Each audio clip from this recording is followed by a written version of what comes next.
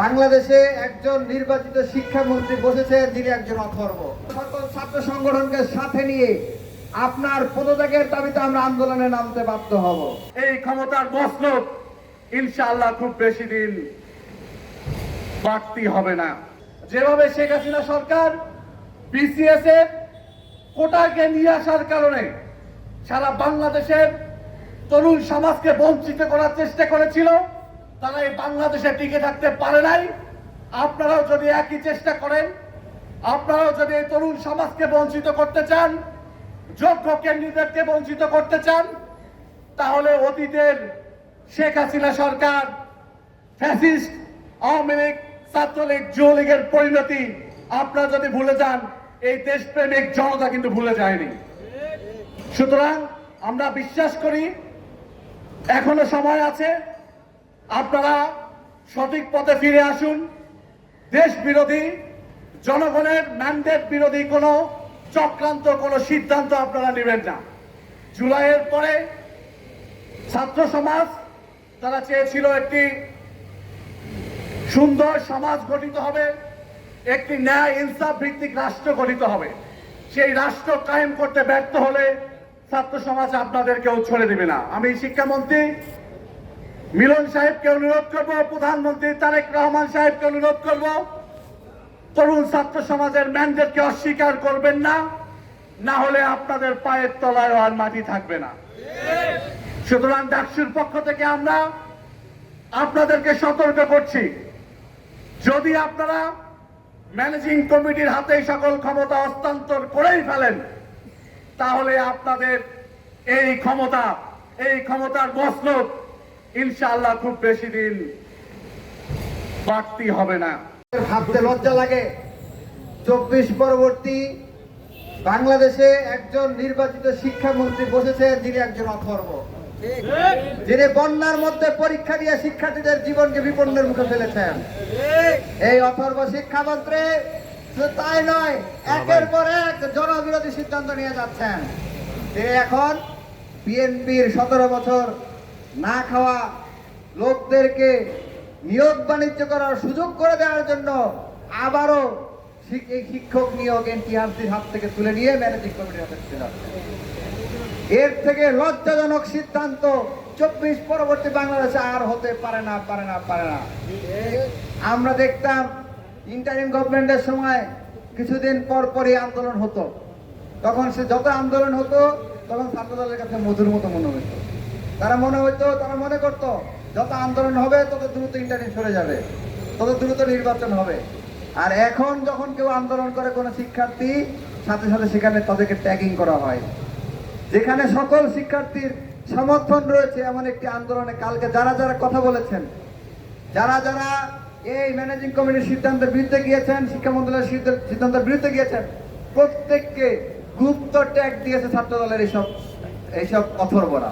রাষ্ট্রের 12টি রাষ্ট্রীয় এবং স্বায়ত্তশাসিত প্রতিষ্ঠানের প্রধান পদে, শীর্ষ পদে তারা দলীয় লোক নিয়োগ করে তাদের খাওয়া দাওয়ার পথ উন্মুক্ত করে দিচ্ছে। এরপরে আমরা দেখছি তারা দেশের গ্রামে গঞ্জে তাদের যে নেতাকর্মীরা আছে তাদের সকলের খাওয়া দাওয়ার পথ উন্মুক্ত করে দিচ্ছে। তারা সকল প্রতিষ্ঠানগুলোতে ম্যানেজিং কমিটির হাতে সুপ্রিম পাওয়ার দেওয়ার চেষ্টা করছে। এর মাধ্যমে তারা শিক্ষক নিয়োগে আর্থিক লেনদেনের পথকে উন্মুক্ত করে দিচ্ছে। একজন অযোগ্য শিক্ষক যদি নিয়োগ হয়, এই নিয়োগের কারণে একজন যোগ্য ক্যান্ডিডেট তো অধিকার বঞ্চিত হন অবশ্যই, এবং সেই সাথে যারা শিক্ষার্থী আছে তাদের ভবিষ্যৎকে নষ্ট করার একটা চক্রান্তও কিন্তু হচ্ছে। এর মাধ্যমে বাংলাদেশের যে শিক্ষা ব্যবস্থা, এই শিক্ষা ব্যবস্থার কফিনে আবার শেষ পেরেক মারার একটা চক্রান্ত চলছে। আমরা দেখেছিলাম এর আগে বিএনপি বিসিএস এর ক্ষেত্রেও অবৈধ নিয়োগের মাধ্যমে তারা কিন্তু বগুড়া আজিজুল হক কলেজের থেকে বিশাল সংখ্যক নিয়োগ দেওয়ার চেষ্টা করেছিল। আমরা দেখতে পাচ্ছি নতুন করে তারা বাংলাদেশের প্রত্যেকটি প্রান্তরে তারা তাদের যে দলীয় নেতাকর্মী তাদেরকে ক্ষমতায়ন করে তাদেরকে ম্যানেজিং কমিটিগুলোতে বসিয়ে তাদের স্বজনপ্রীতির সুযোগ দিচ্ছে, আর্থিক লেনদেনের সুযোগ দিচ্ছে, তাদেরকে অবৈধ ক্ষমতা প্রয়োগের এখানে সুযোগ করে দিচ্ছে। যদি মনে করেন আপনারা ছাত্র সংগঠন, তাহলে ছাত্রদের পাশে দাঁড়ান। কোন সরকারের দলীয় পেটীয় বাহিনী, ক্যাডার বাহিনী হিসেবে আবির্ভাব হবেন না। আপনারা যদি আবির্ভাব হওয়ার চেষ্টা করেন, তাহলে অতীতে যাদেরকে ছাত্র সমাজ শিক্ষা দিয়েছে, সেই একই শিক্ষা একই পরিণতি আপনাদের বরণ করতে হতে পারে। আর আমরা শিক্ষামন্ত্রীকে আহ্বান জানাবো, অনতি বিলম্বে এই যে সিদ্ধান্ত আপনি নিয়েছেন, সেই সিদ্ধান্ত প্রত্যাহারের আনুষ্ঠানিক ঘোষণা আপনাকে দিতে হবে। যদি না দেন, তাহলে সকল ছাত্র সংগঠনকে সাথে নিয়ে আপনার পদত্যাগের দাবিতে আমরা আন্দোলনে নামতে বাধ্য হব। আমার তো মনে হয় আপনার পদত্যাগের দাবিতে আমাদের আন্দোলন করা উচিত না। আপনার লজ্জা থাকলে আপনার নিজেরই পদত্যাগ করা উচিত। কারণ আপনার আমলে আমরা দেখেছি শিক্ষার্থীরা বন্যার মধ্যে বড় পরীক্ষা দিয়েছে, পরীক্ষার রেজাল্ট খারাপ হয়েছে।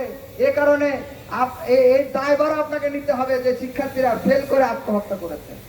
আপনি মন্ত্রী থাকা অবস্থায় এসএসসি পরীক্ষার রেজাল্ট হয়েছে, পরীক্ষা ফেল করেছে, আপনার তো উচিত ছিল তাদেরকে সহানুভূতি জানানো, কিন্তু আপনি সেটি না করে ছাত্র সমাজের সাথে আরেকটি তামাশা শুরু করতেন। আরেকটি জরুরি বিষয়, আপনারা জানেন ইন্টারিম গভর্নমেন্টের সময় প্রাইমারি এবং এনটিআরসি পরীক্ষা হয়েছিল।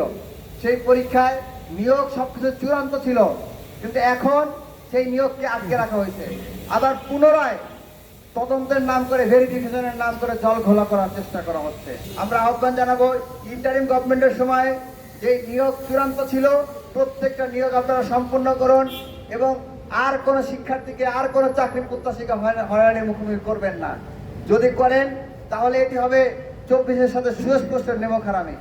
আর এই নেমক হারামের পরিণতি আপনাদেরকে অবশ্যই ভোগ করতে হবে। আমরা আহ্বান জানাবো, শিক্ষার্থীদের পাশে থাকুন, শিক্ষার্থীদের সাথে থাকুন এবং প্রতিটি নিয়োগ, চাকরির নিয়োগ, অন্য যত নিয়োগ হোক না কেন, শিক্ষক নিয়োগ, অন্যান্য নিয়োগ, প্রত্যেকটা নিয়োগ স্বচ্ছতার ভিত্তিতে, মেধার ভিত্তিতে দেওয়ার উদাত্ত আহ্বান জানিয়ে